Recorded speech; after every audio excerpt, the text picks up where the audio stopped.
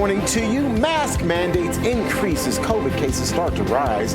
The big question, will the hysteria hit your hometown as First Lady Jill Biden is now the latest high-profile person to test positive for the virus? Georgia's Republican Governor Brian Kemp derails plans to start the impeachment process against President Trump's prosecutor, Fani Willis. What happens next now? The state senator behind the push to impeach is here with reaction. And whispers are growing into roars as talk continues for Sleepy Joe to step aside and drop out of the race for the White House. And we've all heard about where's Waldo, but in reality, where's Kamala? The vice president seems to have little on her public schedule since the launch of her 2024 campaign with Joe. Where is she? Those stories and more as American Sunrise starts right now.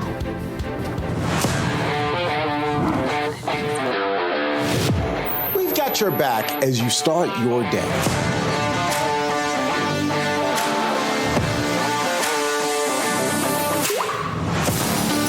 Articulating what the majority of Americans feel today, and I really appreciate that you do. Y'all tell the truth. You guys are our voice. We watch every morning while getting ready for work. Good morning. I'm Dr. Gina. Good to see you guys. Yeah. Good morning. I'm Miranda Khan coming to you live from West Palm Beach, and I miss you. I miss you too. You had a good weekend though. The cats got a little attention. They did. Good. They did. They're very demanding nowadays. And Yes. apparently, I mean, other cats in the neighborhood recognize how much attention they get because now I have a stray cat. I know. That has decided that I'm going to be his new home. Yes, exactly. But Terrance, did you have a good weekend as well? You had a big birthday, we hear. I did. And whoever sent these here and left these on our desk here in the Denver studio, thank you so much. I came in and had these plus. Right here, sweets. Yes. Oh, yes. I am a happy man. I am a happy man. Perfect. You deserve all the cupcakes and flowers. We're so happy, and happy birthday. Thank you so much. Terrance, I hear you might have some headlines for us as well in celebration of this big birthday. Oh, I thought for my birthday I didn't have to do headlines. I thought I got the morning off of headlines. Okay. Fake news, Was that apparently. your birthday wish? I'm sorry. Fake news, apparently. Well, guys, it is high noon in the Texas State Senate as Republicans prepare to square off with fellow Republicans over Attorney General Ken Paxton's impeachment. The trial gets underway this morning as Paxton is accused of bribery, abuse of power, and a slew of other charges.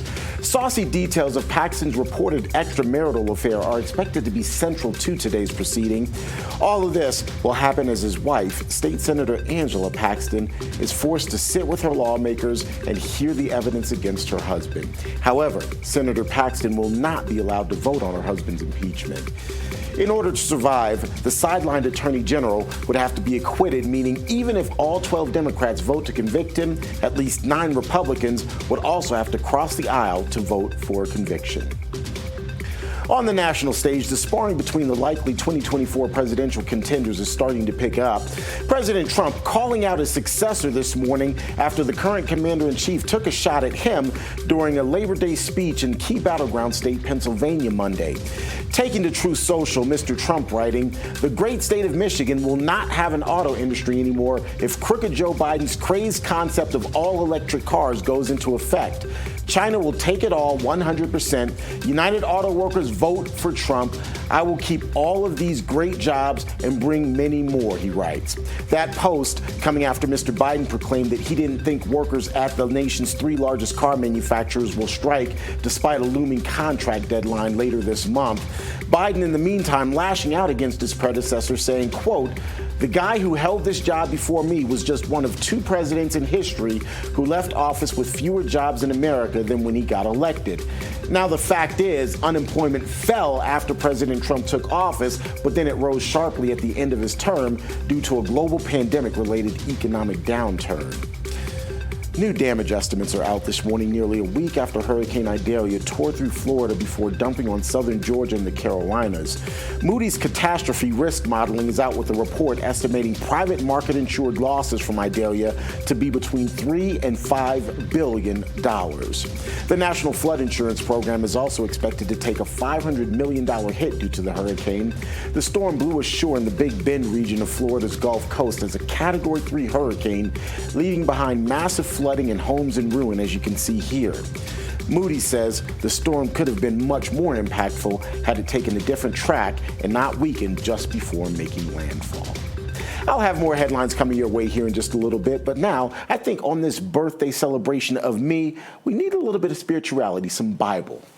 Love that. Yeah. What a great intro. Well, today's Bible verse is from Jesus Calling, is Proverbs 12:16, and it says, "The vexation of a fool is known at once, but the prudent ignores an insult." And you know, it's all about focus. I think that's what it's talking about. All about focus and how you keep your eye on the prize, you keep your heart in Christ, and you focus forward. I love that. I love that. Great for today. David, you had an exciting time in Washington. I'm sorry, Terrance. Go ahead. No, I was just going to say, just to add to that, I think part of that passage also says when you focus on God, you focus less on yourself, and no matter what someone says about you, if your focus is on the Almighty, it doesn't matter what they say because that is where the true power lies. Amen. Great point. Girl, don't get me to it. preaching at 50. Don't get me to preaching here at 50. So did you have a big birthday celebration somewhere, Terrance? What'd your family do? Yeah, so my wife and kids surprised me and took me to Vegas for the weekend. It was wonderful. And my parents met us in Vegas. We had a great family celebration. Hence the big smile. I got a chance to see my birthing mom, obviously, and hug my dad. It was just a wonderful celebration. But enough about me, because I can go on and on and on. No, well deserved. I'm so happy for you that you got to spend time with all of them. Congratulations. Yes, absolutely. Absolutely. All right. So do we have David Brody yet? I think we're trying to get him. I know you were getting ready to go to him. I guess not. I think we're still working on that connection right there. Okay.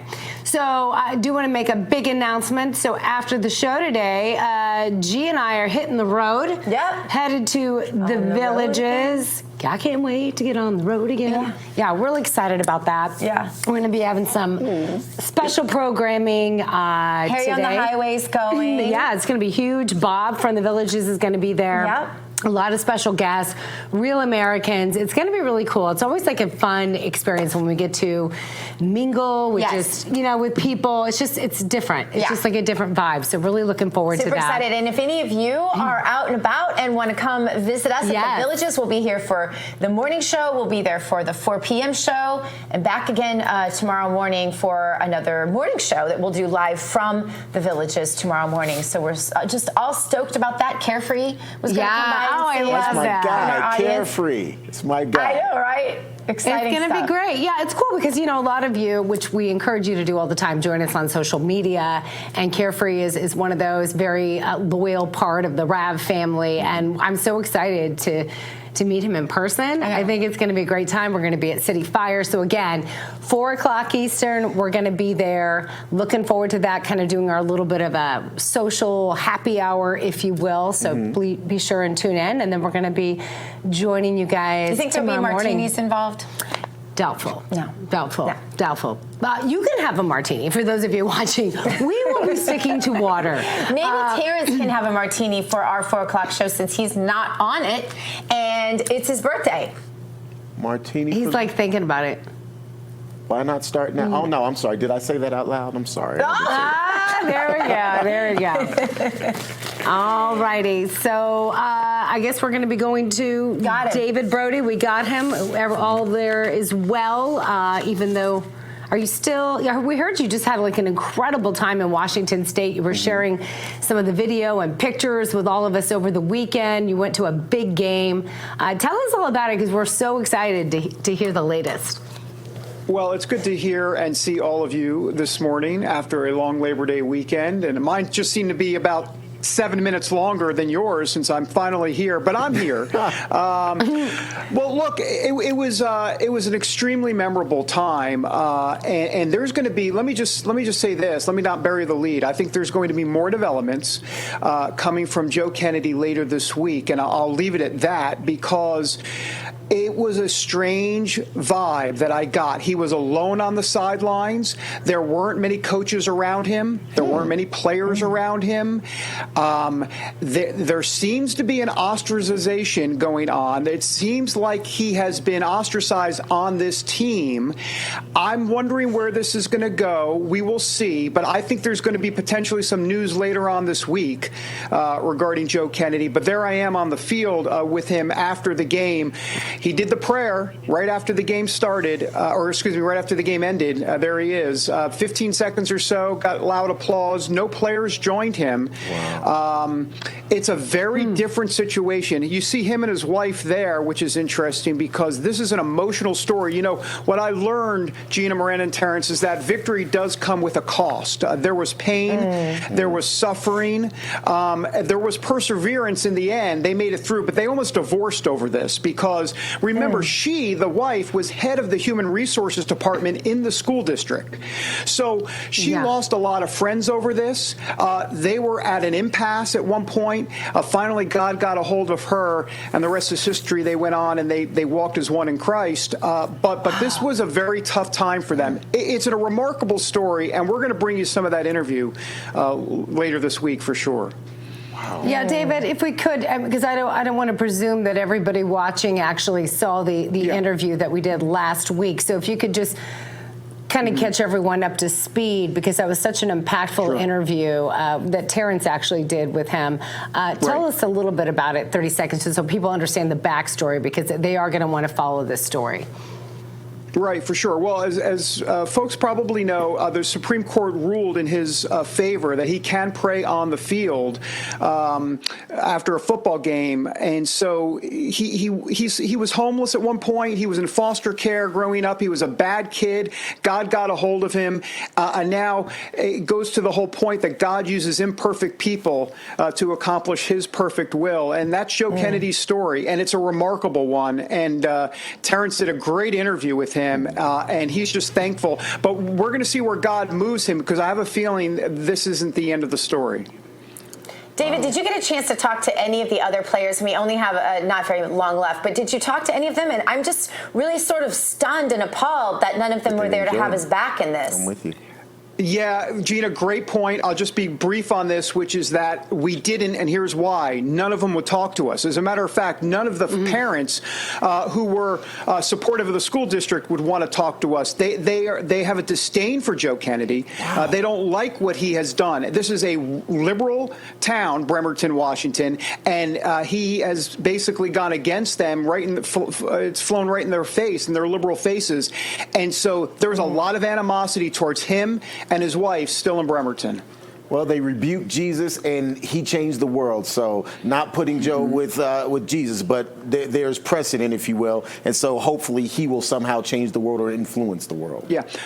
For sure, and I just want to make clear that I believe that it was interesting, because I went there with a story thinking there was going to be a story of redemption, and of course it is to a degree, and it was victory. But the sad part is that there was a cost with this, and that there are going to be major developments, I believe, later this week. We'll see about where this story goes, because the school district really has changed, the team has changed, and his situation there is not a good one at all. It's a shame. All right, we'll continue to. It is a shame. Update it, And keep him in our prayers as well, he and his wife. What a beautiful love story, though, at the end there. I love that. Still ahead, Joe Biden has gone to great lengths to avoid saying President Trump's name in public. Is him simply ignoring his name a winning strategy? Or is it one that could spell trouble for his presidency? But next, is it time for the over 80 set in Congress to step aside? We're going to talk about it. That's next right here on American Sunrise. Stick around.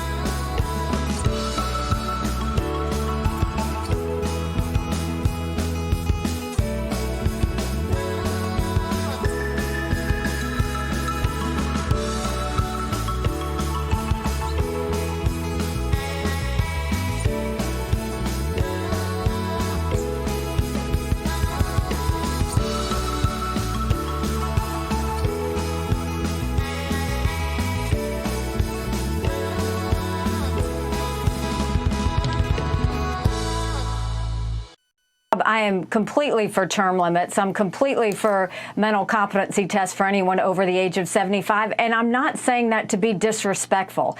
Here you have Mitch McConnell, who's done great service to the country. You have Dianne Feinstein, who had a great career. You've got Nancy Pelosi, who's been there a long time. At what point do they get it's time to leave? They need to let a younger generation take over. We want to go and start working for our kids to make sure we have a strong national security, to make sure we have a stronger economic policy, to make sure that America is safe. And we can't do that if these individuals refuse to give up power. This is not just a Republican or Democrat problem. This is a congressional problem. And they've got to know when to leave. It is time to pass this down to a new generation of conservative leaders that want to take our country to a better place.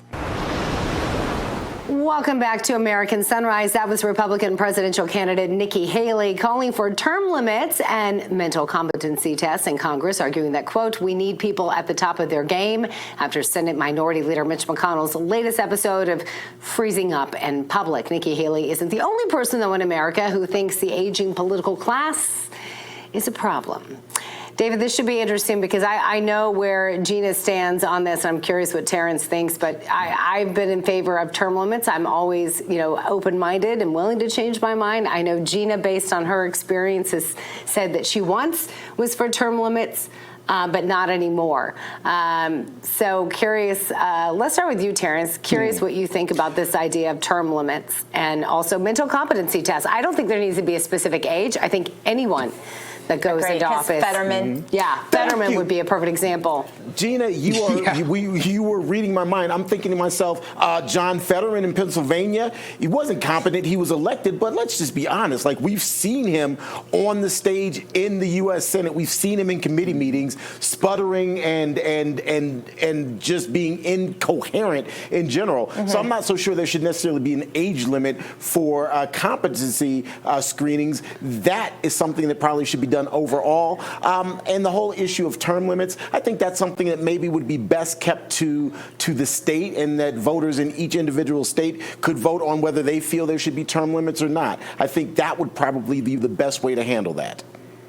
I like that too, Terrance, actually. And I think this is an example, though, of Nikki Haley. I'm sorry, I see the packaged politician there. I see some consultant telling Nikki Haley, hey, term limits is polling really well. Be sure you mention that in your next speech. Oh, and by the way, age, mental competency tests are polling really well. Mention age, mention. And I'm just like, please, can you not? Because if Nikki Haley gave this 5 minutes of actual critical thought, which I'm not sure politicians at her stage are capable of, but if she gave it 5 minutes of critical thought, she would realize that everyone was going to be thinking of Fetterman when she said that. Everyone's going to be thinking about hey, there's this guy who's obviously under 75. Why would you put a magical age on it? What about the 74-year-old that needs it? And what about the 95-year-old that doesn't?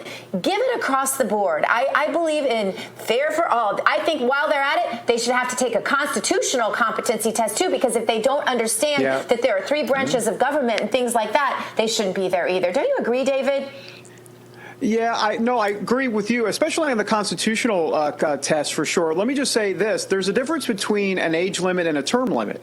Do I think there should be an age limit? No. Do I think there should be a term limit? Yeah, I do think there should be term limits. I think it's very concerning because this is all about power. What Nikki Haley said before is that they in that soundbite, she said they refused to give up power.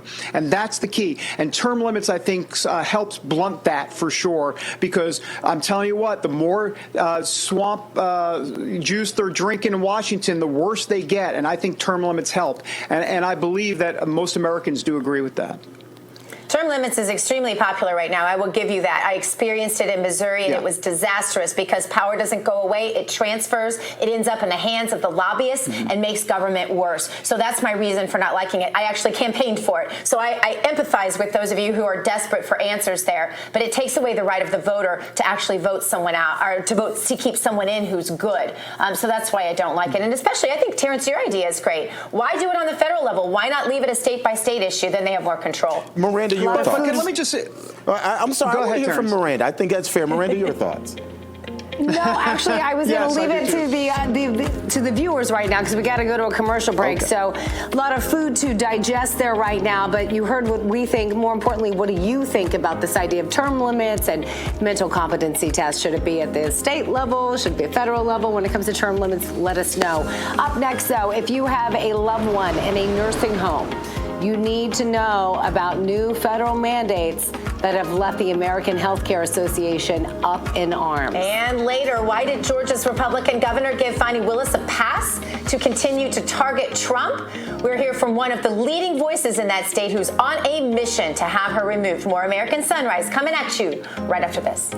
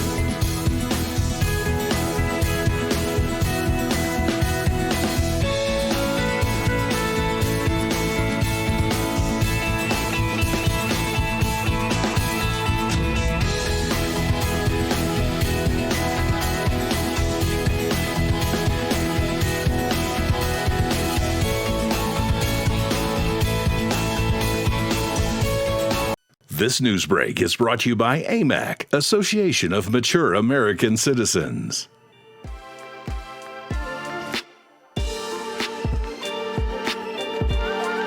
Welcome back to American Sunrise, a look at Indianapolis, Indiana. There it is, 24 minutes past the top of the hour. I'm Terrance Bates. We appreciate you being here with us. My good friend David Brody also standing by in Washington, D.C. David, a lot to talk about this morning, and we'll get to all of that here momentarily. How are you, sir? Oh, I'm doing well. I had a great weekend. I overate as expected, and I hope everybody in America overate. I mean, what's a long weekend without overeating? Absolutely. Labor Day, and sometimes overeating can be a labor. In my opinion, it's a labor of love, especially now that I'm a member of AMAC as well. In fact, these headlines brought to you, David, by AMAC. Very nice. The Association of Mature American Citizens is the conservative voice for Americans 50 and older. AMAC is fighting for the values that you hold dear. Join today. Together, we can write the course of America. Well, the Biden administration says the federal government will dictate staffing levels at nursing homes. But many are outraged this morning as this is the first in the history in the country proposal. Here's the headline and the bottom line. Nursing homes must boost staffing levels under new Biden plan. That's the headline. The new standard calls to increase staff at 75% of nursing homes. The staffing would be equivalent to 3 hours per resident per day, including registered nurses on call 24/7. The American Healthcare Association says the decision is, quote, unfounded, unfunded, and unrealistic. The group also argues the move will worsen existing problems and cost nursing homes billions of dollars. First Lady Joe Biden is the latest high-profile American to test positive for COVID-19. President Biden's results, though, reportedly negative so far. Mrs. Biden is reportedly recovering at the couple's home in Rehoboth Beach, Delaware, for the time being. In the meantime, former chief medical advisor to the president, Dr. Anthony Fauci, is continuing to push the efficacy of masks, even when confronted by evidence to the contrary from Oxford epidemiologist Tom Jefferson. There is just no evidence that masks, make any difference, he told the journalist Mayan Damasi, full stop. But wait, hold on. What about the N95 masks as opposed to the lower quality surgical or cloth masks? Makes no difference. None of it, he said. When you're talking about the effect on the epidemic or the pandemic as a whole, the data are less strong. But when you talk about as an individual basis of someone protecting themselves or protecting themselves from spreading it to others, there's no doubt that there are many studies that show that there is an advantage. Well, I'll leave it up to you to decide who you believe. As the narrative continues, though, despite contradictory evidence, a number of cities are starting to reimpose mask mandates. Coming up, Miranda and Dr. Gina will dig a little deeper into where face diapers are once again being rolled out and how you can use a bit of discernment in the face of what some describe as mask hysteria. All right, let's bring back in David now for another story that continues to make headlines, especially following President Trump's now viral mugshot, David. Well, that's right, Terrance. The quest to impeach Fani Willis, the DA down in Georgia, continues. There are a few lawmakers who want to do just that. But just recently, over the weekend, we had Brian Kemp, the governor down there of Georgia, basically putting a bunch of cold water on this idea that he could call a special session or that he's going to call a special session. Here's the governor. Have a look. Up to this point, I have not seen any evidence that D.A. Willis's actions or lack thereof warrant action by the Prosecuting Attorney Oversight Commission. But that will ultimately be a decision that the commission will make. Regardless, in my mind, a special session of the General Assembly to run around this law is not feasible and may ultimately prove to be unconstitutional. The bottom line is that in the state of Georgia, as long as I'm governor, we're going to follow the law and the Constitution, regardless of who it helps or harms politically.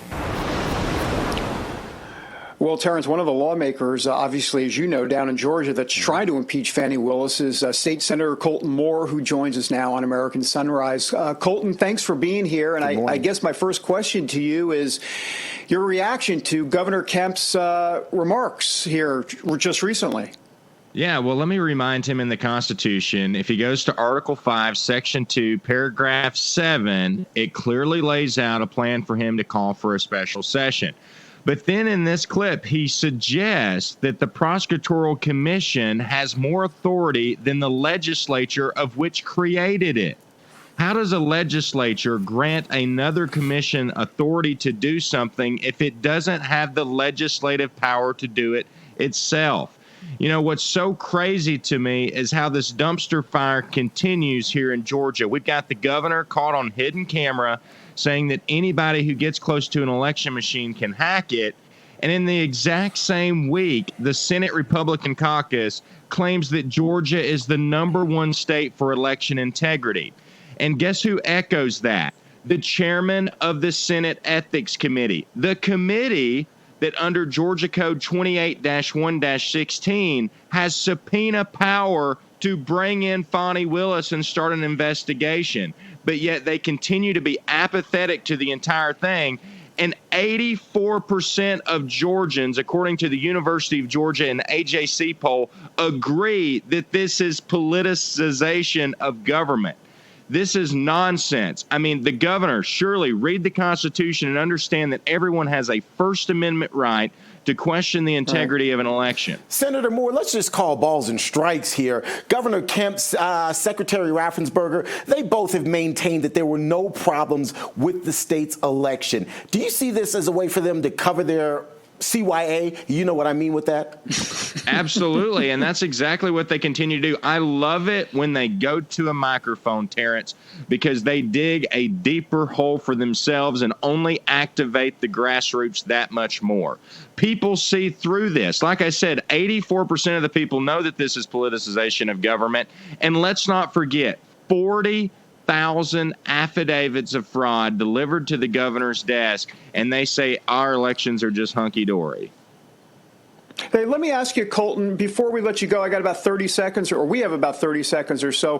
What's the remedy here? Because I know you're trying to get something done legislatively, but there's also talk of this prosecution board that's coming October 1st and possibly other remedies. What do you see the most likely scenario here? Well, we're still kind of up in the air. The prosecutorial commission has yet to meet with. It's being challenged constitutionality-wise. Does it have the authority to do it? We say it does. And not to mention, when this commission finally meets, they have to establish rules. Those rules have to be upheld by the Supreme Court. In the meantime, I suggest Georgians continue to contact their senator and their legislator and say, call a special session, because it only takes a simple majority to defund Fani Willis today. Senator Moore, yes or no? Will there be a special session to defund or oust Fani Willis? Yes or no? I don't know. I can't know the answer to that. But I tell you what, I will continue to push for a special session until the legislature is in session, and I will be motioning to defund Fani Willis. All right, it was a little bit more than yes or no, but I appreciate the answer nonetheless. Yes, Senator sir. Colton Moore, we appreciate you being here with us. Thanks so much. We're going to take a quick break. When we come back, have you ever wondered if some of that nutritional information that you get at restaurants is actually accurate? Well, we've got a whopper of a story about a new lawsuit, food disinformation, and what you're really eating. That's coming up. And then later, multiple hospital systems across the country are bringing back mask mandates as COVID fears resurface. Will hysteria follow? We'll try to answer the question for you when we return.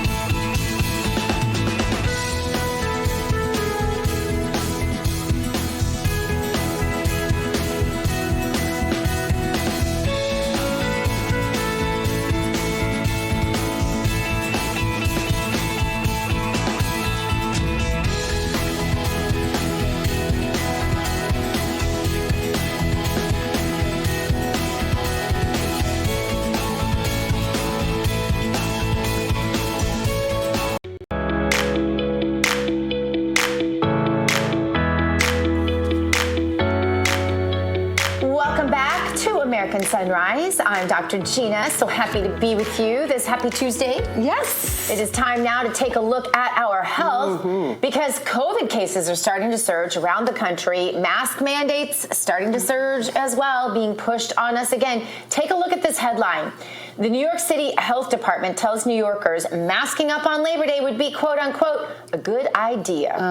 Here we go. How should you deal? We know it, right? So how should you deal with this new COVID wave, and how do you discern fact from hysteria? Because that's what it seems like the left always wants to do. Joining us now is Dr. James Thorpe. He is the Chief of Maternal and Prenatal Health, TWC, and he joins us now here on American Sunrise.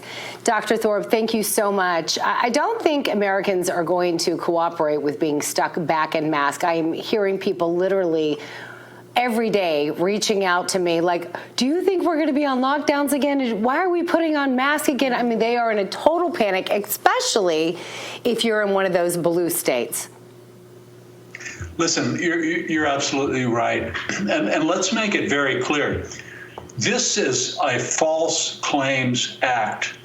The White House, Jean-Pierre, the president, the entire administration are illegally, unethically, and immorally pushing not only the masks, but more importantly, another deadly drug, the eighth drug. They're making false claims that are killing Americans. They are making claims that this new vaccine is going to reduce deaths and reduce hospitalizations. That is illegal. That's false. They should be busted and put in jail like their administration and prior administrations have done for innocent doctors who are treating patients with COVID-19, saving lives, using safe and effective drugs off-label that have been proven to save lives now, proven to save lives. And now they admit themselves that the prior vaccines that they push have caused the American people to be more susceptible to this new strain. This is an abomination. So knowing that, and you couple that with the numbers on the VAERS site, right, the government's own vaccine reaction site that states plainly that people have not just died from this, but there have been many, many reactions. We see them about every day in the news. Some young person dying of another heart issue that we can only guess. These things weren't happening before the vaccine. They're happening after the vaccine. It doesn't take a rocket scientist, right? But also the information, the data that has come down, Doctor, on what masks have done, not just in terms of health, because we know that they are deplorable in terms of health. They've actually caused more COVID cases than they've prevented, that they've actually caused other problems like Ebola and other horrific things. But also the masks, what they've done to the speech progress and learning in children. And yet, do you really think with all of this data, Dr. Thorpe, they're going to continue to push this? There's a sinister, evil agenda. Listen up here. Don't trust your government. Your government, by making false claims through the HHS and CDC and making false publications in medical literature, are responsible for killing and injuring over 48 million people globally. They are responsible for this, and they need to be taken down in a legal process. This government is corrupt. It's terminally corrupt. Now listen, forget about the vaccines. The wellness company is putting out an emergency medical kit, and I strongly advise every... Yeah, and we've been talking about it a lot on this program. It has things like ivermectin, a whole list of instructions. This is very important. I got a call last night at midnight from a patient, actually known to me as a friend, stuck in Cancun, Mexico, sick, can't get any drugs. This pack would have totally prevented. You will not be able to get these medications. Go to the website, look at the comps. Mm-hmm. There's two other companies that are promoting this. Our coverage is much cheaper, and it includes a free consultation, and it's got more important, potentially life-saving medications than the other kits. Now, $250 for a member, $300. Listen, you can't get anywhere near the cost of those. nor never mind the logistics of getting those 8 different drugs through that pack. You know, I don't care where you get them. The wellness company has the best deal. I don't care if you get them from the other ones, but every American needs to go out and get this now, because they are not trying to save your lives. Your government and the hospitals are killing people globally. I have the data. I have the proof, as do many other people. Do not trust your hospital systems. Do not trust. We're going to check out the wellness kit. Dr. Thorpe, we are out of time, but we do appreciate your time. Again, go to twc.health/RAV today. Use that code RAV at the checkout, and you'll save yourself 10%. David, one person who should be concerned about health is Joe Biden. Is he going to make it to the next election? What do you think? Well, that's the $64,000 question, and possibly one of the best transitions I've heard in a very long time, Miranda. Look, Joe Biden, we know he's got problems, and those problems are a myriad of different issues, but definitely one of them is his age. And now we have the Joe Biden's biographer, who basically took a look at the last couple of years of his presidency, tons of interviews inside the White House saying it wouldn't be a total shock if the president dropped out of the 2024 race. Here he is. Have a look. Let me ask you this way. If at the end of this calendar year, Joe Biden announces that he's not going to seek a second term, based on all your reporting, how much of a surprise will that be to you? I would say it would be a surprise to me, but it wouldn't be a total surprise. Wouldn't be a total shock. It wouldn't be a total shock. Why is that? When he talks about his life, he uses this word fate constantly. Joe Biden is a very religious guy, and fate is a word loaded with religious meaning. And he always talks about he can't say where fate goes. And so I always, when I hear that, to me, it's the ellipses in the sentence when he's talking about his own future that I account for in thinking about his calculus. Joe Biden is a religious guy? Separate segment. We'll come back to that one. Joining me now, Craig Shirley, presidential historian, back with us on American Sunrise. Craig, great to see you. What do you think? Joe Biden in 2024, or is he going to the shuffleboard tournament somewhere in South Florida? You know, you have to put this in historical context, is that the last president to willingly walk away from power was Lyndon Johnson. That was over 50 years ago. Democrats, as part of their ideology, is that they like power, they like government. Joe Biden is going to run for re-election. You can take that to the bank, really. There's no doubt in my mind. I don't think there's any real doubt in anybody's mind. There's too much invested. There's too much money to be made. There's too much celebrity to be celebrated. You know, there's too much at stake for him not to run. He's gonna run. And now the question is whether or not Kamala Harris runs on the ticket with him, because everybody knows she's an anchor. He's dragging the anchor of her unpopularity. So I think it's probably I'd say 60-40 that he's going to keep her, 40% that he's going to dump her and choose another running mate.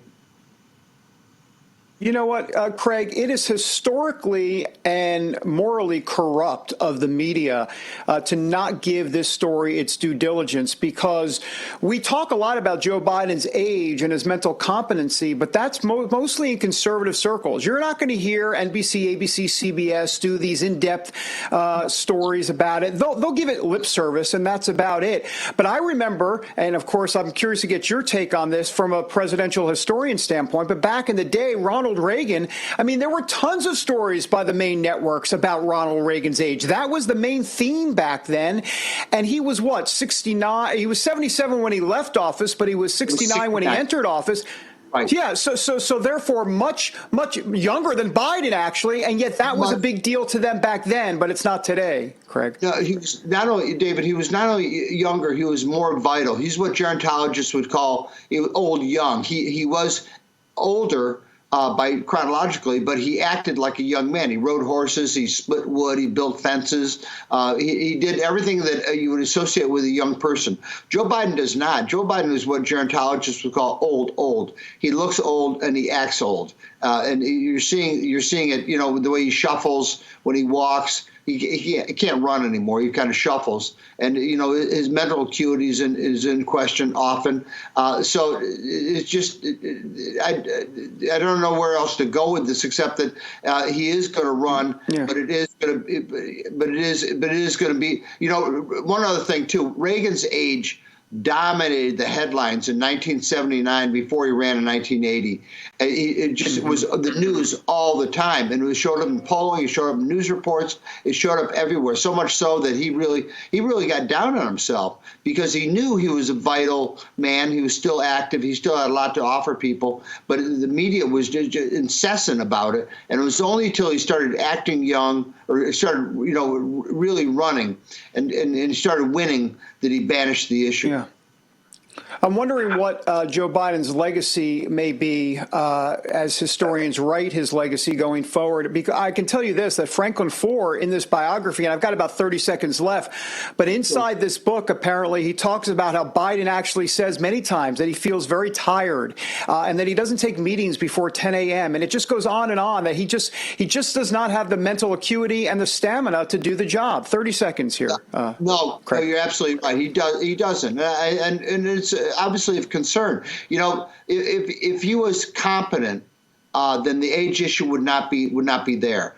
But the fact is, he's incompetent. So now people have to point to reasons why he's incompetent. Well, it's because his age. I would say it's because his age and his ideology. His ideology doesn't work, and his age doesn't work. Craig Shirley, always great to have you on the show. Love getting your insight. Thanks so very much. Appreciate it. Thanks, Dave. Thank you. All right. When we come back, a lot more on American Sunrise, including Elon Musk. I mean, what triggered him to take a sharp political and social right turn? We're going to have you find out. Later, $280 billion of COVID aid has disappeared. It's your taxpayer dollars at work, or maybe they're not at work. And where has all this money gone exactly? Well, it'll come as a surprise. The answer as American Sunrise continues.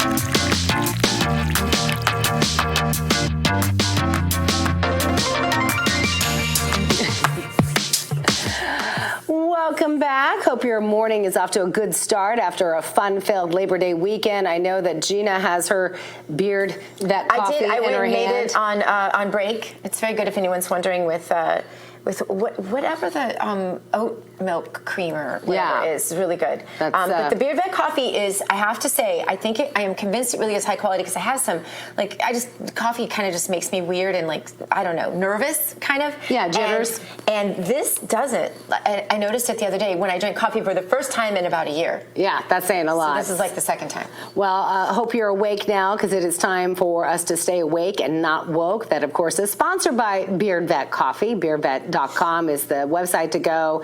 Use that promo code RAV and you're going to save yourself 10%. So today's edition of Stay Awake Not Woke stars Elon Musk. So it seems that Elon has become vehemently anti-woke as a result of his daughter's gender transition, this according to his new biography. So check this out. The author claims that Musk's right-wing political leanings were, quote, partly triggered when his then 16-year-old child came out to her aunt over text, writing, quote, "Hey, I'm transgender and my name is now Jenna. Don't tell my dad." Now, she was granted a legal name and gender change last June and has severed all ties, apparently, with her father. According to the book, Musk believes that his daughter was brainwashed by her school to, quote, think that anyone rich is evil.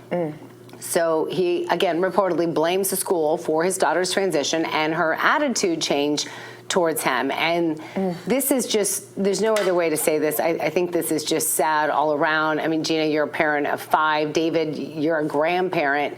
I can't imagine what he must feel like right now. That's got to be devastating. David, let's start with you. Yeah, I think you just said it, Miranda. Sad. It's a really tragic story, and it goes to the dangers of what you do with your children's education. In this case, it did not work out at all. This was a well-known school that they call it kind of like the communist K through 12 school out there. And so, you know, this is what could happen. This is like a worst case scenario, but it's what could happen. And Elon Musk even said it was worse. The pain that he's felt through this is worse than the death of his infant son, is what he talked about, because he's had tragedy in his life. Terrance, this is really tough to. It's really a hard story to hear and see. Yeah, and it's difficult on so many different levels. But I think it also highlights the influence that schools can have on our kids. No matter what you teach at home, no matter the values that you try to instill, unfortunately, for the most part, many kids are with their teachers or in a school environment or outside of your home for large parts of the year, more than they're in your home. And so you really have to fight to try to instill some of those fundamental values that you as your family have. But peer pressure and the influence of schools, unfortunately, is very strong. And we're seeing that in Elon Musk's argument here.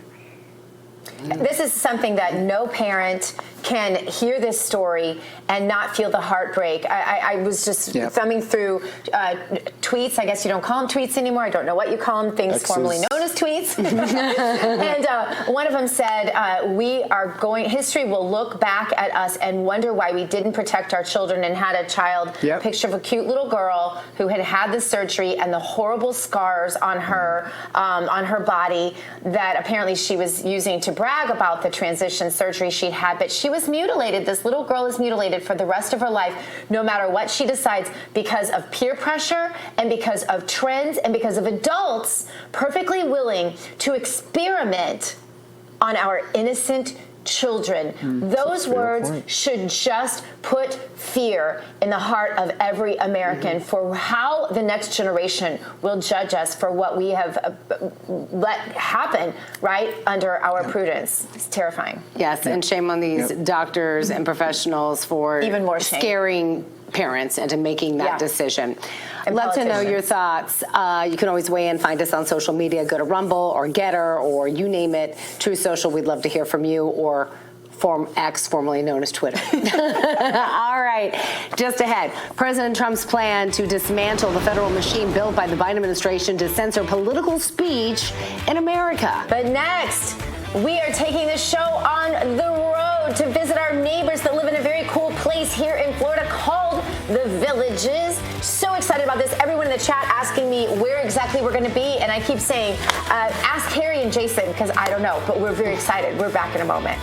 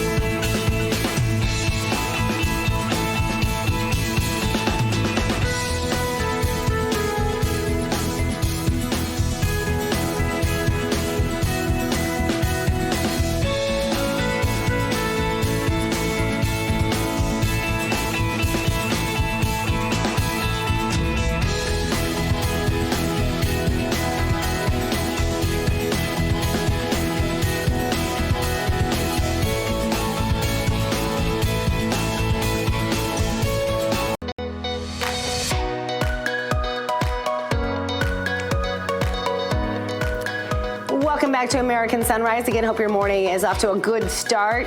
Tomorrow, we are taking the show on the road, the morning show. After this show, in fact, we're going to be heading up north, going to the Villages. We're going to be going to a couple places, as Gina mentioned right before the break. We're going to be going to Wildwood Community Center. That's for 4 o'clock Eastern time this afternoon. We're going to be doing a special report there. But for those of you who watch in the morning, Gina and I are going to be at City Fire. And joining us now will be one of the beautiful faces that we will be seeing in person tomorrow. We can't wait.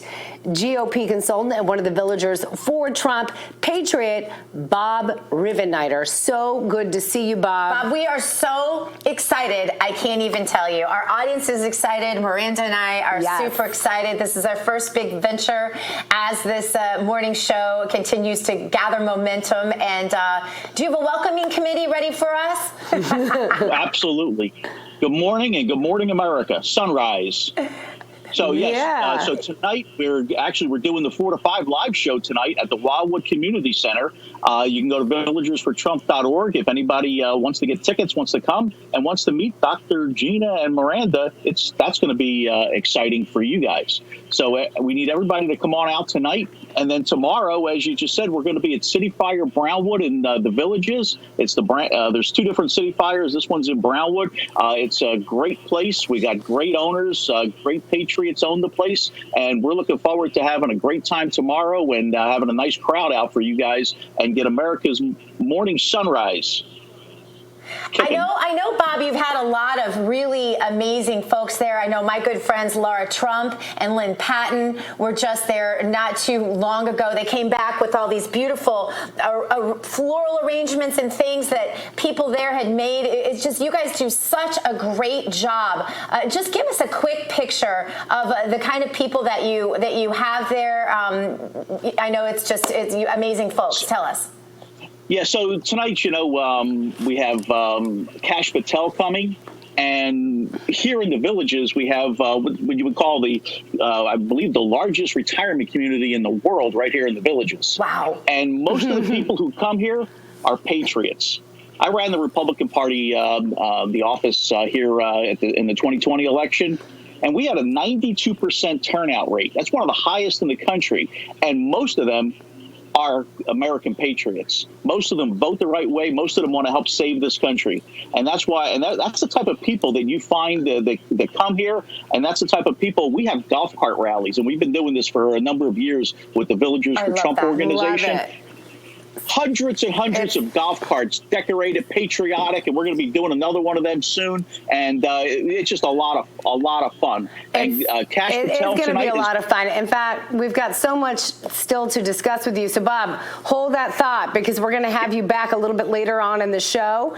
So that's just like our little tease. You see that? I just left you hanging. I want to see pictures of these golf cart rallies. Oh, I know. I love boat rallies. I love rallies in general, but I can't wait to see pictures of the boat rally. All right, still ahead on American Sunrise. Hundreds of billions of dollars in COVID aid stolen, gone without a trace. Be angry. Wow. It was your tax dollars that wound up in the wrong hands, and boy, was it the wrong hands. John Solomon has the story next.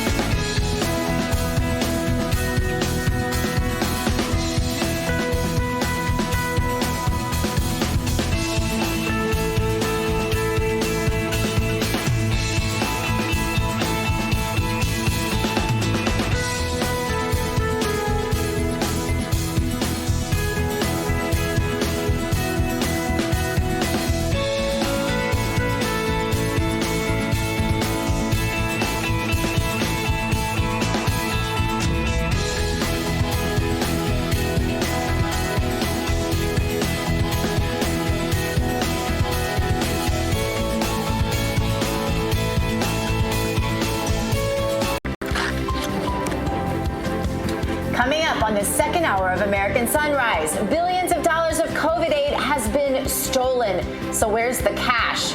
That answer will anger you.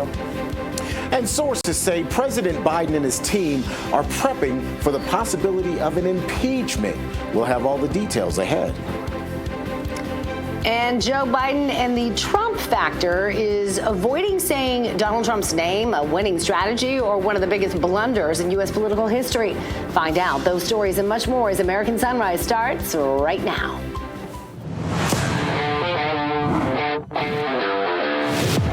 We've got your back as you start your day.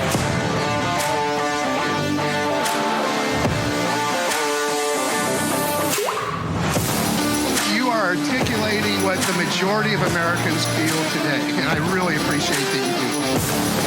Y'all tell the truth. You guys are our voice. We watch it every morning while getting ready for work. All righty, 1 hour down, 1 hour to go. Goes by fast. Hope you had a lovely Labor Day weekend. Yeah. Welcome to American Sunrise second hour. Easy for me to say.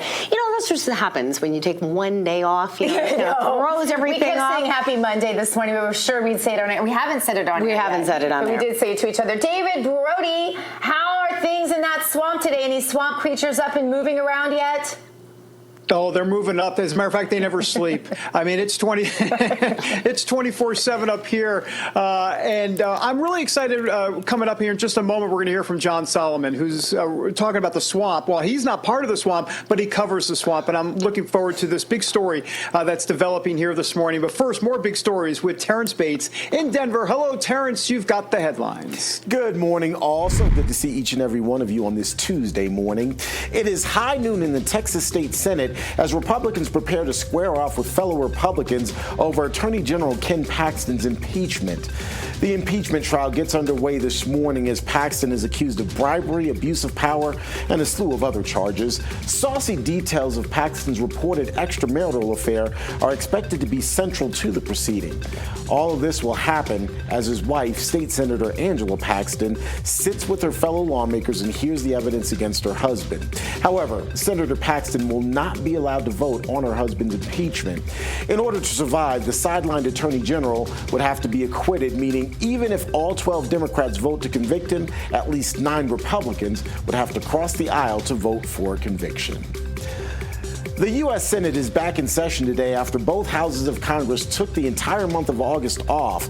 The House is set to reconvene next week. Once the Republican-led body returns to Capitol Hill, lawmakers will have about 11 days to either kick the country's economic can down the road or come up with a long-term funding plan and avoid a government shutdown.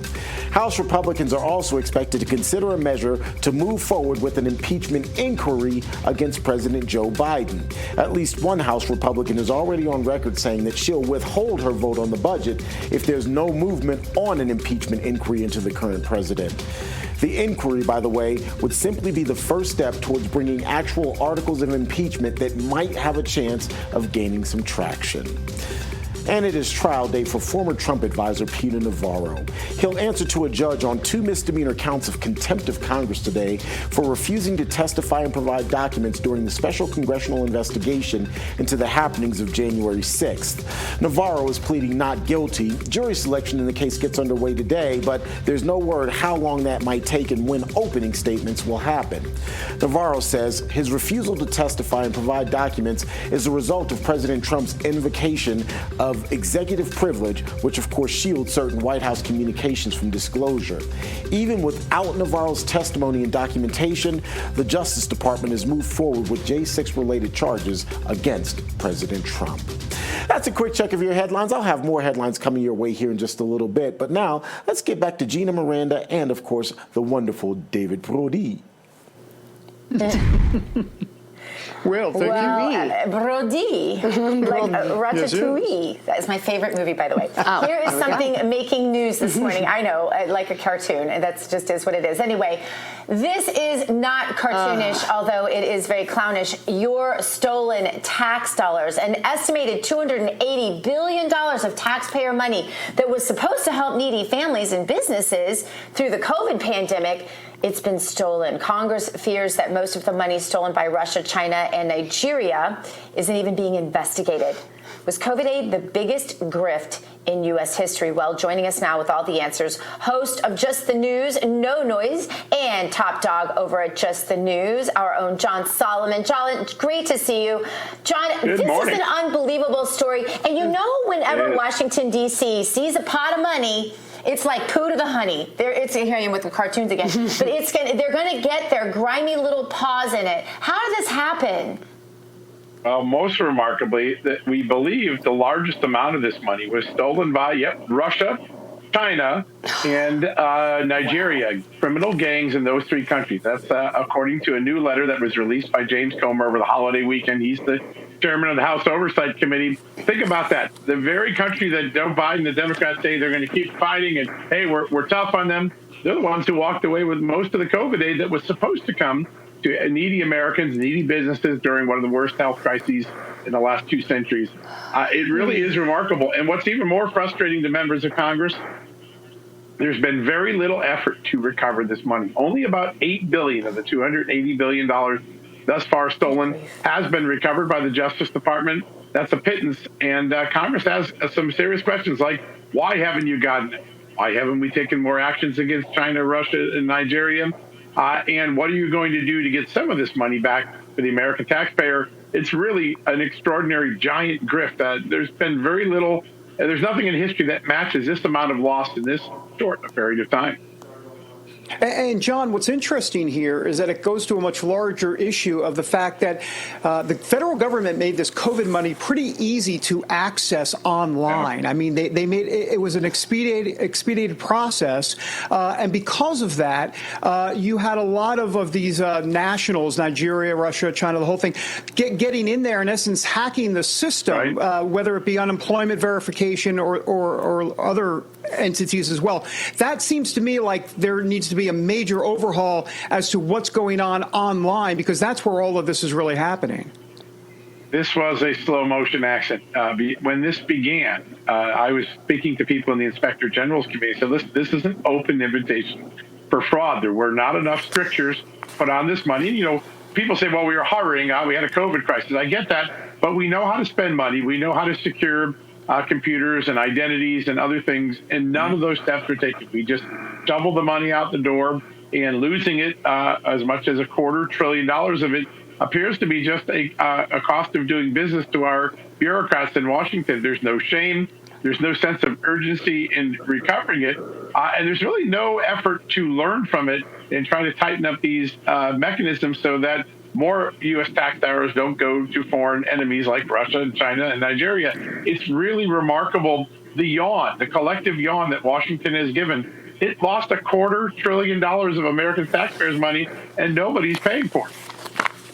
Yeah. That is absolutely, it's uncomprehendable. It is. I mean, it is. Real quickly, though, John Solomon, I know there's another big story that you've been following that's trending right now involving President Obama. What can you tell us? Well, listen, as the Biden scandal becomes more and more clear, and as it marches towards a potential impeachment vote, at least an impeachment inquiry vote, new questions are being asked about what did Barack Obama know and when did he know it? Why? Because he had a Secretary of State that was using her Clinton Foundation to shake down foreigners. He had a vice president whose son was shaking down foreigners, both of them while they had policy oversight for the very countries that their entities and their families were shaking money down from. It isn't an accident that two of the most senior people in the Obama administration had a similar grift going on. And now a Congress, which is focused mostly on Hunter Biden, now Joe Biden, James Comer said, we are going to ask the bigger question. What did Barack Obama know and when did he know it? Looking forward to hearing what they find out with that. Congrats to James Comer for trying to go after the truth, and you too as well, John Solomon, as always. Real quickly, what can we expect today at 6 o'clock Eastern time on Just the News, No Noise with Amanda Head? A new whistleblower, the very first whistleblower to ever emerge in the Hunter Biden case, goes all the way back to 2016, even before Donald Trump took office in the White House. We're going to break that story down tonight for you. It involves the Securities and Exchange Commission. It involves a major bank and blowing the whistle on what looked to the bank to be money laundering or other illicit activity. It goes all the way back to November 1st, 2016. John Solomon, can't thank you enough for all you do. Up next, time to drain the swamp. Whispers in Washington, D.C. say the White House is expecting an impeachment, and they are prepping for it. We have the details. Plus, Biden's big gamble, staying quiet about Trump. Is it a brilliant move or one of the worst political decisions the campaign has ever made? Expert analysis just ahead as American Sunrise continues.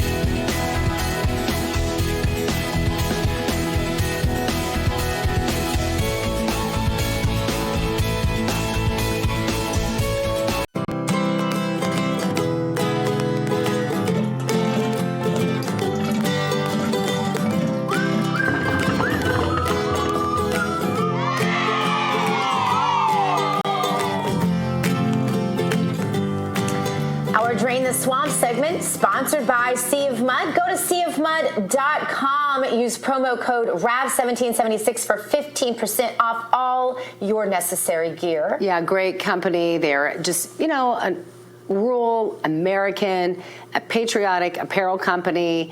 Everything is made in this country, and they have more than just shirts. So they also have knives, they have drinkware, swimwear, jewelry. It's just awesome. Help support some of these small mom and pop businesses, especially when they're making everything here in the USA. And we love these T-shirts. They're really soft, too. I definitely do identify as non-binary, by the way. This one says, this is the government the founders warned us about. There you go. There you go. Fun shirts. All right. We have some confirmation that the White House is expecting a Republican impeachment inquiry finally into Joe Biden. Took him long enough. Here's the headline. White House ramps up war room to battle expected GOP impeachment inquiry. Now, they've ramped up a war room to prepare the response strategy with 24 lawyers, legislative aides, and communication staffers leading the way. According to people familiar with the plans, this has been taking shape for months in the White House counsel's office as part of the response to Republican House investigations. David, I thought the Biden war room was the corporate media. Right, one and the same for sure. You know, it's interesting because if you listen to the Biden folks talk about it, they say never has an impeachment been based on no evidence. You know, like this is the first time an impeachment is based on no evidence. And I'm thinking, wait, what? There's tons of evidence for sure. But more than that, let me just quickly say, I will say there is something to be said about, we've heard about these phone calls that exist with Biden, with Joe Biden on the call and Hunter Biden on the call. This is what Charles Grassley brought up about a month or so ago. Hey, can we hear the audio? If this audio, now I know there's tons of people that are hiding it, don't want it to come out. I get the deep state is totally entrenched in all of this. I got that. I'm not stupid. But at the same time, it would be amazing to hear that phone call. Where are the people in Washington, D.C. and around the country trying to figure out a way to have that audio come to not just fruition, but to public knowledge? I think that is something we definitely want to hear, because there's been a lot of smoking guns, but I think that is the big smoking gun for sure. Mm-hmm. I mean, there are so many. Take your pick, you know.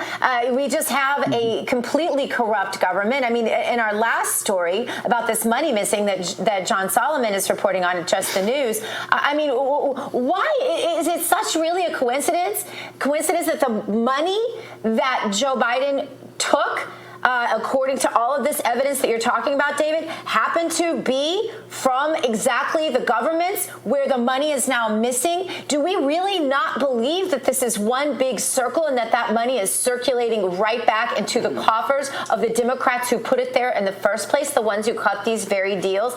And all of the evidence is out there. So it makes absolutely no sense. We have got to stand together and demand transparency like we never have in American history, because it's all right there. You make such a great point, David. But Terrance, what's it going to take to get that done, in your opinion? Therein lies the question, and I would say fundamentally it's going to take some Republicans in the House and in the Senate growing a backbone, just to put it bluntly, because all the talk right now that we're hearing, and Miranda, I see you kind of reacting, and I'd like to get your perspective as well. All the talk that we're hearing is about an impeachment inquiry, which is simply an investigation, not an impeachment. And we've got the investigations underway. No, Miranda? Right. And I was so happy to see Marjorie Taylor Greene. You know, we had her on the show a couple weeks ago, and she kept saying, you know, look, I introduced articles of impeachment, you know, right away. And she was wanting it to happen. She's like, literally, that's all we're asking is for an inquiry. Should we do an impeachment? Should we even consider this? You can't even get that to go across based on everything that's come forward. You're right, Terrance. I mean, how much more do you need? We've got text messages, we have bank statements, and we have everything. And then the money. Yeah, that's been lost. I mean, that's just ludicrous to me. Going to China and Russia, supposedly the people we're fighting against. You're right. Right. Well, that's two action items. Call Texas about Ken Paxton. A lot of people are doing that in the chat. And this phone call to our legislators, at least the inquiry. Up next, Biden's big strategy to win in 2024 has people scratching their heads. We'll tell you his latest ridiculous idea. Up next, stick around.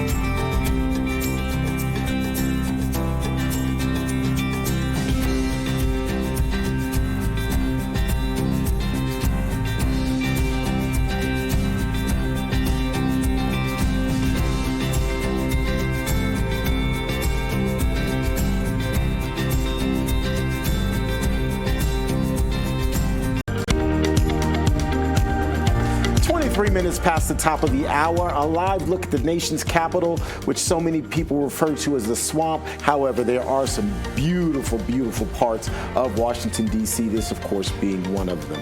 Wow, what a gorgeous city. Welcome back to American Sunrise, everyone. I'm Terrance Bates.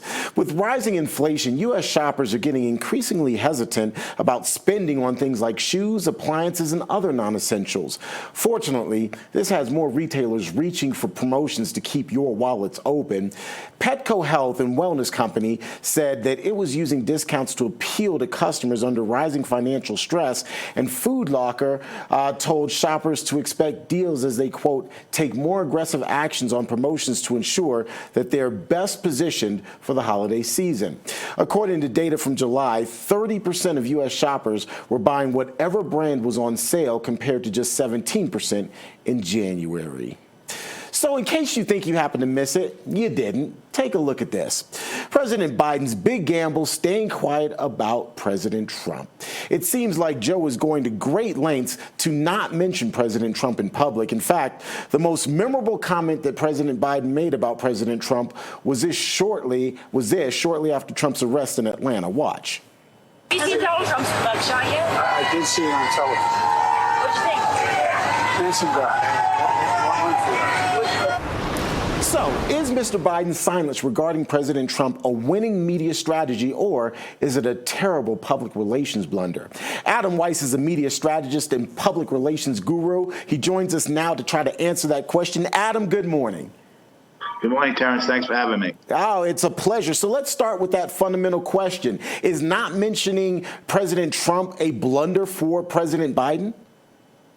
Probably for Biden, it's a smart strategy because there was a poll out yesterday that 73% of Americans think that Biden is too old to run for the presidency again and, be president. So everything the president says is looked under a microscope. And we know Biden is a blunder after blunder after blunder, every press conference usually held. So you never know what he's going to say. He could mess up the whole, prosecutorial system here that's going on with Trump. So he already has the attack dogs, the media. They play offense for him all the time. So really him sitting back and saying nothing is probably the right strategy for him because he took a pot shot at Trump yesterday, right, building things. And I don't even know where that comes from because when I'm in New York, you walk to the Hudson River, there's Trump buildings everywhere. You go to Midtown, there's the Trump International building. His whole life, Trump's been building things.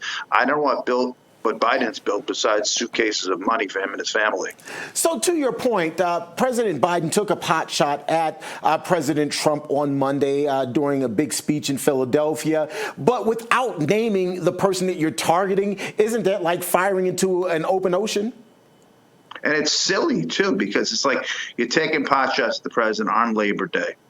If you're going to take a pot shot, at least make sense. I mean, you're a guy that's been in public service your whole life. I don't know if you had a private sector job. And here's a gentleman who's been in the private sector his whole life, President Trump. He's built – you're taking a pot shot of something that he's in his whole life, the career he's built. That's what he's known for, building things. Right. Real estate, creating jobs, creating apartments, creating – buildings, and that's where you take a pot shot. It's kind of like a joke. It's a walking joke. If we didn't have the strike, there should be a whole season of SNL skits for Joe Biden and his missteps. You know what? Since we're talking about these missteps and faux pas, the thing that just has had me scratching my head for weeks now is the fact that Joe Biden is doubling down on the idea of Bidenomics, which many of us know was meant as a criticism of his economic policy, yet he's adopted it almost as if it's a badge of courage and a badge of greatness. No matter how much they keep pressing this Bidenomics like it was Reaganomics, I don't think it's going to seep through the American conscience because people, everywhere you go, you get a carton of milk, you get your gas, the simple things that Americans have to get throughout have risen so high that no matter how much pounding he does from the pulpit of the White House, it's not going to work. Bidenomics. His messaging is not going to work. People feel it in their pocket. And that's where it really counts for the Americans. Moving into 2024, what's more important? Is messaging more important or is action more important, particularly for President Biden as he tries to turn around the way people feel about the economy rather than what it may or may not be? I think it's probably his actions. He needs to do more actionable things. It seems like he's barely ever out there. He does. I mean, presidents used to hold press conferences, right? I mean, President Bush, the father, I think 60, 90-something press conferences in one term. Reagan, every other week you'd see him at a press conference. Bill Clinton loved to go back and forth with the media. Even Trump, those Trump press conferences, you could have sold them on pay-per-view, the way they sell boxing matches on pay-per-view, and people would have paid for them. They would have and they were just unbelievable, the back and forth he had. Joe Biden, I don't think he's held a press conference in months. And he can't speak into the American people. And that's where you get your message across to the American people. And we barely see him as a president. In 30 seconds, given all the legal challenges that are facing President Trump, what does he need to be doing? What does his messaging need to be moving forward into 2024 in order to really continue to elevate his campaign? He's probably doing the correct messaging, keep fighting back. And that's just Trump. Let Trump be Trump, and that's what he's doing. I mean, it's amazing going through 4 indictments that he's still upbeat. He's still out on the trail. He's still raising money. He still hasn't lost any support. His numbers in the primary are still strong. I mean, strong. He's up by 40, 50 points. So I'm really it's impressive that the Republican base all over the country are sticking with him. And I guess we continue. Let's see if he goes in the second or third debate. That'll be interesting, too. It absolutely will be interesting. Adam Weiss, we appreciate your time. Just really quickly, you're not related to the Weiss out of Delaware, are you, the U.S. attorney? He's chuckling. He's saying no, not at all, not at all. All right, we'll leave it there. Thanks so much. All right, let's get you updated on this morning's economic headlines brought to you by AMAC. The Association of Mature American Citizens is the conservative voice for Americans 50 and older. AMAC is fighting for the values that you hold dear. Join today. Together, we can write the course of America. All right, so you see the clapping going on and the bell just rang. Perfect timing. Right now, it's looking like the Dow Jones is up. It's in the green. However, the NASDAQ and S&P 500 both in the red right now. Not a good sign to start off this week of trading. Of course, yesterday the markets were closed, now reopening for the week. Don't be surprised if the price of a new American-made car jumps significantly in the next few months. Here's one reason why it could happen. The United Auto Workers Union is demanding a 46% pay raise and a 32-hour work week with 40 hours of pay. Plus, the union wants a restoration of traditional pensions. Even the UAW's president calls the rank and file's demands, quote, audacious. However, General Motors, Stellantis, and Ford are inching closer and closer to seeing workers walk off the job as their contract is set to end in just 9 days.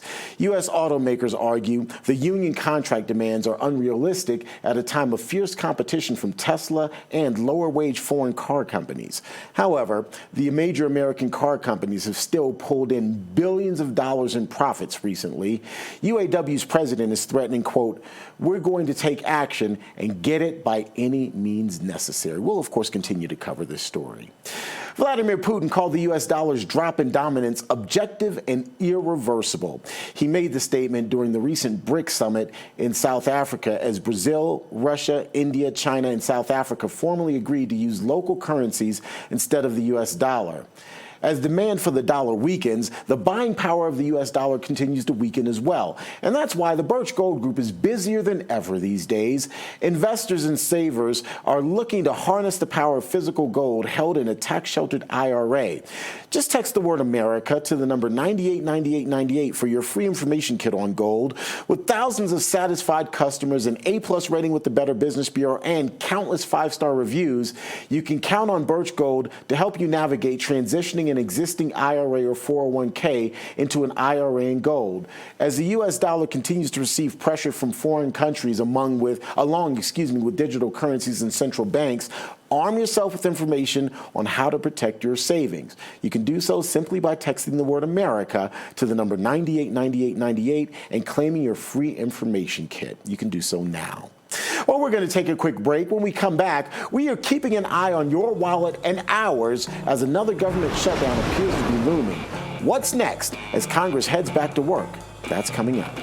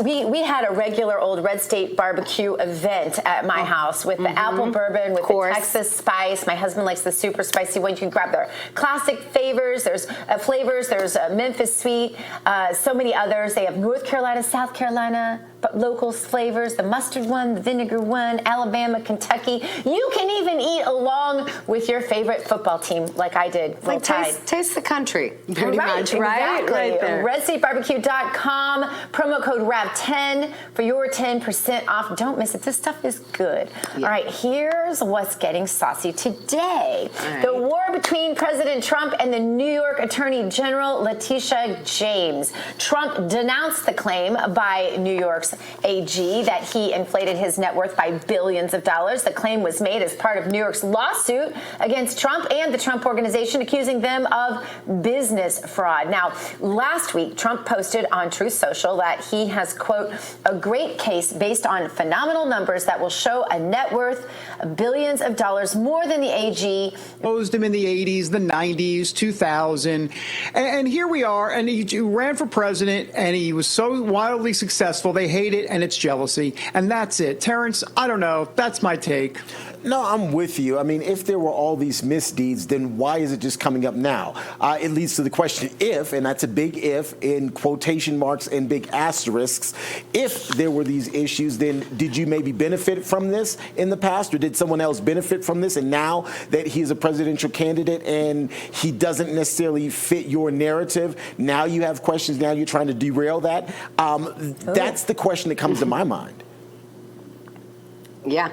I think that's probably the question that comes to a lot of our viewers' minds right now. Would love to know what you think. You can always weigh in, share your voice with us.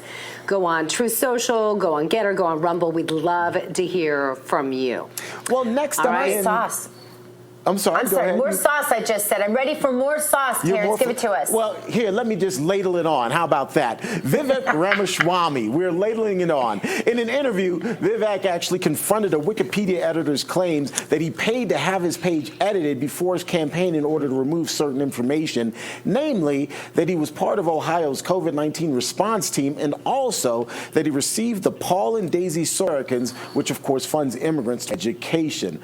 Uh-oh, that's sauce. see, Vivek confessed that he actually paid for the omissions because, quote, he wanted to make sure that the public was aware of exactly what the right facts were. But he also admitted that both of the omitted pieces of information were true.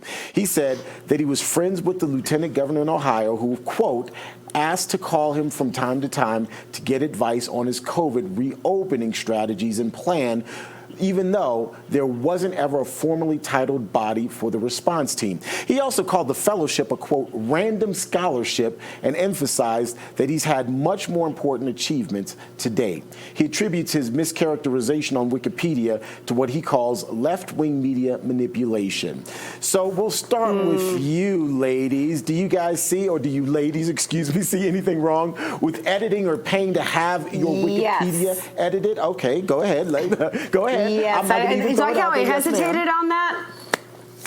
Yeah, I mean, if you're trying to give this impression that you're all about transparency, this is probably not the way to do it, right? Is to quietly. So I would gladly pay if someone could tell me where to pay to put the truth in my own Wikipedia. I don't blame him one bit for that. I am not a defendant of Vivek Ramaswamy. I don't think he is presidential material, at least not yet. He seems very sort of deep statey to me in a lot of ways. That's a technical term. You can quote me. But I don't believe this is a big deal. I also don't believe that necessarily a scholarship is a big deal. I'd want to know more facts. I accepted a lot of scholarships. Look, I have 4 degrees, and I accepted any scholarships I could get, and I applied for everything. And when I was 18 years old applying for scholarships, I can assure you, I don't know whose name is on all the different scholarships I got. Look, I came out of college believing what I believe. I fight for it every day. It's contrary to my family's own politics, so it's cost me quite a lot personally to believe and stand for what I believe. But if I took money when I was 18 or 20 years old from some scholarship, I sure hope someone would hold it against me now and my conservative credentials. David, rather than deleting information, doesn't it seem to make sense then to expound on the information, to clarify? Yeah, for sure. Look, I'm with Gina on the Wikipedia stuff. I mean, I get calls from people every year saying, happy birthday, happy birthday. Oh, I'm like, wait, it's February 12th. It's February 12th. I'm like, wait, I was born on February 13th. They're like, I saw it in Wikipedia. Yeah, Austin COVID relief money. Right. That is just sickening to my stomach, David. Yeah. Well, joining us now with Insight is Hal Lambert. He's the CEO of Point Ridge Capital. Hal, it's great to have you. Hal, will Republicans finally realize the power they have in the House and start standing up to this insane spending, or will they blink again and give in to the big spending left like we fully expect them to do almost every time? Tell us some good news. Well, I think the Freedom Caucus is going to hold out here, and it's really in Kevin McCarthy's hands at this point as to whether or not he's going to meet their demands. And one of their main demands is securing the border. And so that's what they're going to do. And if they're not willing to move forward on that, I think we're going to end up with a shutdown. So we've got till the end of this month. Again, Kevin McCarthy is the one that can do this and push this through with Republican support or not. I think that the real issue here is that the Republicans right now, with just a slight majority in the House, this is really their only avenue to try to get what they want is to the power of the purse. And the House controls the purse, and you've got some conservatives in the House that are willing to do this. And to put out this I think it's a false narrative to say that, we need more time, we need to pass a continuing resolution. I mean, but there's got to be a directive. What should Republicans do? If you could tell McCarthy and McConnell exactly what to do, what would you tell them? I think they need to get on board with what the conservative members of the House have demanded.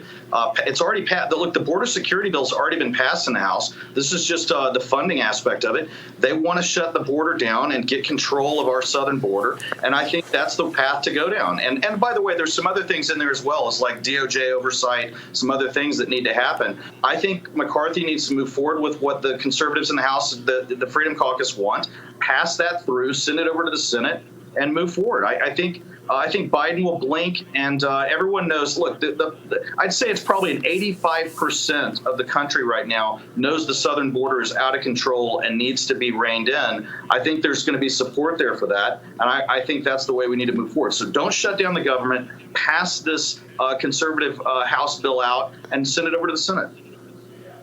Hal Lambert, thank you for being with us. We appreciate it.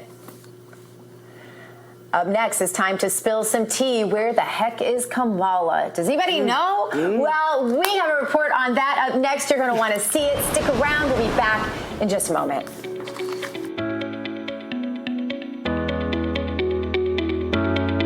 Freedom-loving patriots are falling in love with America's barbecue sauce, Red State Barbecue.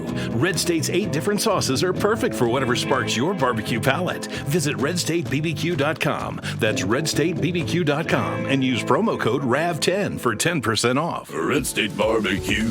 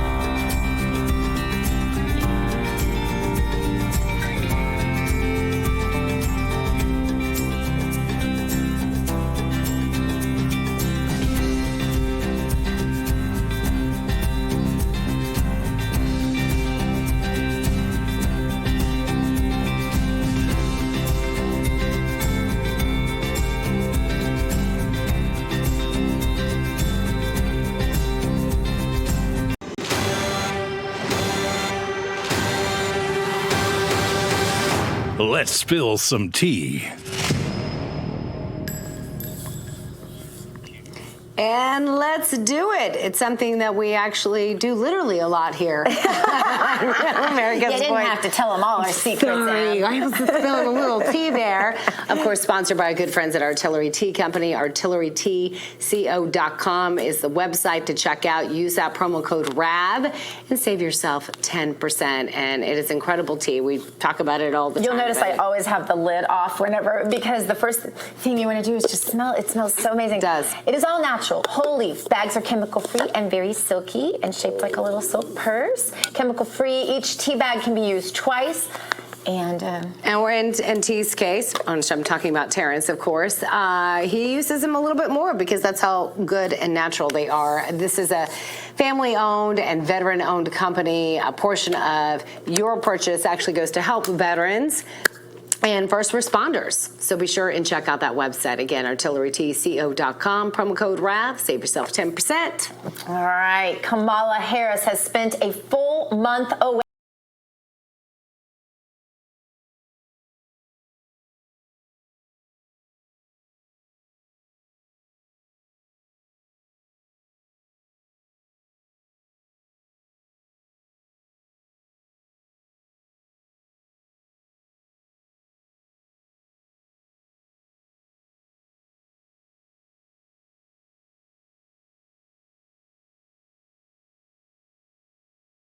Happy, right, David? Well, and Gina, that's true. But here's the thing: we get on the Biden, folks quite a bit, but I want to give them credit here. I mean, let's be honest. To keep Kamala quiet and to keep her away from any sort of camera or microphone overall, and have her basically not do anything for 27 or whatever days on her schedule. Kudos to the Biden folks for basically not subjecting America to more of Kamala. But on a serious note, I do believe that, I don't want to say that's part of the strategy because they'll never admit that, but this is a good thing. When Kamala Harris doesn't open her mouth, it is a good thing for them. It is a good thing for America. Terrance, that's my take. I know, I said it, whatever. You know what? I see your take and raise you. I am not a conspiracy theorist. I'm not going to try to start anything, but I know what I'm getting ready to say is going to do just that. If you remember, the cocaine found at the White House was found near the entrance in the carport where the vice president typically parks and enters the White House, correct? So we're listening. We're listening. She has disappeared. We haven't seen her. There are only reports, really, of these small gatherings, which almost appears that maybe she would be under some sort of house arrest or therapy, potentially. I'm not throwing it out there. I'm not trying to start anything, but I have questions. I think these are fair questions that need to be asked from the White House press pool. Where is the vice president? Why hasn't she been in public settings? And those sorts of facts that I laid out. And again, those are the facts. They, I think, raise questions about why she might be absent.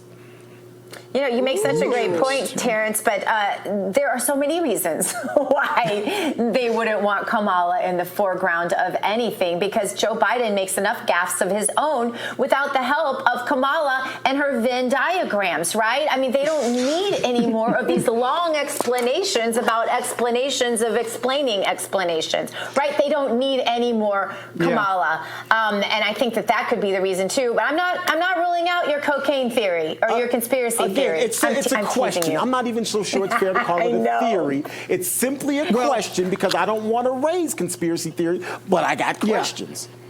Well, let me just say, I'm just thankful that I now know that a school bus is yellow, because I had no idea that was the case until Kamala came on the scene and told me a school bus is yellow, and they're really cool.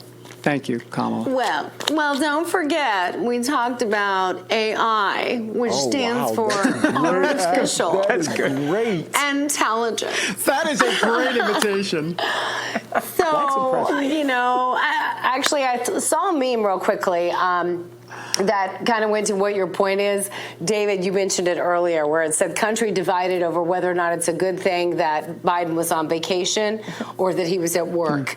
So I think a lot of people probably feel the same way when it comes to Kamala. But up next, we're hitting the road tomorrow. We've got a preview of what's ahead. American Sunrise will continue. We'll be right back.